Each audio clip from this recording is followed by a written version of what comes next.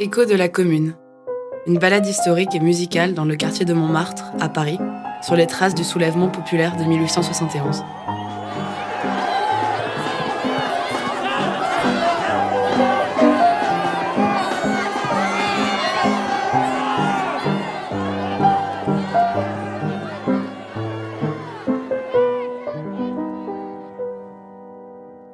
« 4 septembre 1870. Après 20 ans de règne, l'empereur Napoléon III est destitué. La France est en train de perdre la guerre qu'elle a déclarée à la Prusse 2 mois plus tôt. Les nouvelles du front sont peu réjouissantes. À l'Est, les troupes menées par Napoléon III ont été écrasées par les Allemands à Sedan, dans les Ardennes. Capturé par l'ennemi, l'empereur doit accepter de signer la capitulation de l'armée française et de céder l'Alsace-Lorraine à la Prusse. La défaite a un goût amer. Ce désaveu est perçu comme une trahison. Le dimanche 4 septembre, une insurrection éclate dans la capitale. Le Second Empire s'effondre et la Troisième République est proclamée le jour même.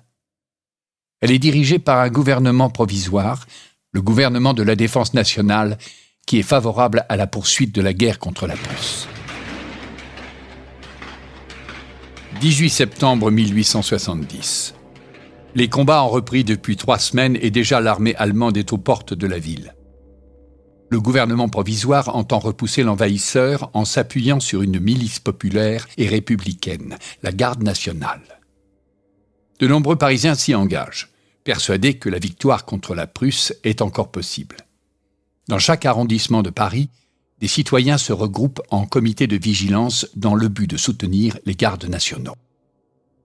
Côté allemand, le chancelier Otto von Bismarck ordonne à ses troupes d'encercler la capitale. Il projette d'asphyxier la ville pour l'affaiblir avant de mener l'assaut final. Le siège de Paris démarre. Il se prolongera jusqu'en janvier 1871. Vous avez rendez-vous place d'Anvers, à la fin de l'année 1870, pour assister à la naissance de la Commune de Paris.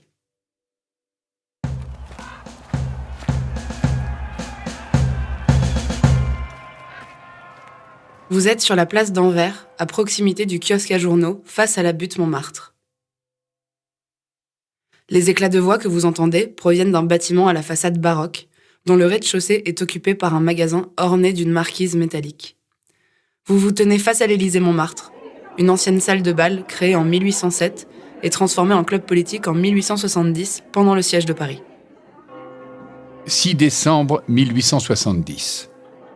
Paris est toujours encerclé et l'hiver est particulièrement rigoureux. Les habitants manquent de tout.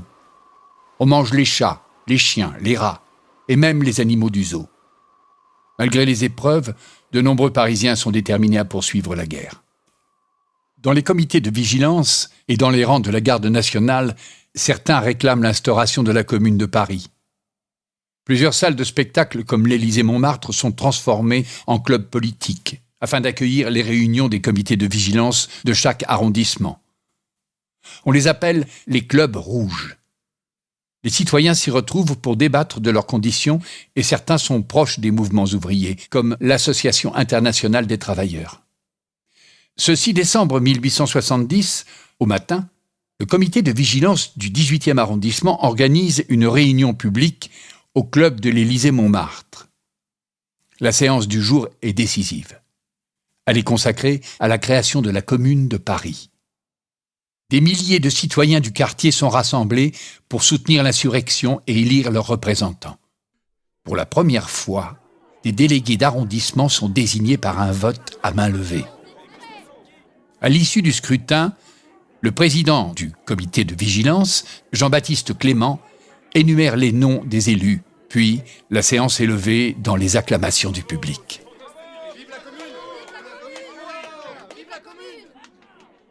Les clubs politiques qui voient le jour pendant le siège de Paris jouent un rôle essentiel dans la création de la Commune.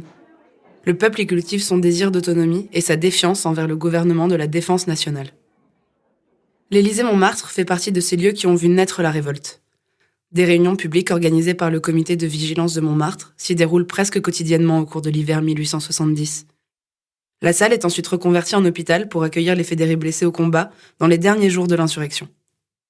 Le lieu illustre l'attitude des communards à l'égard des bâtiments publics de la capitale. Les révolutionnaires ne construisent pas, ils réutilisent.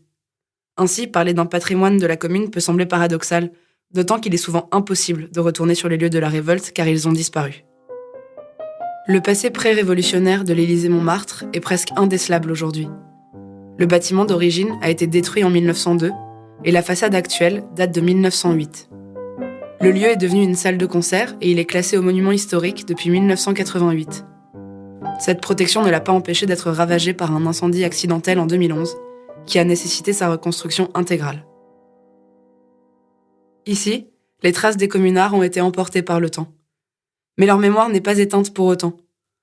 Pour vous en rendre compte, empruntez la rue de Steinkerque et rendez-vous place Saint-Pierre, à l'entrée du square Louise Michel.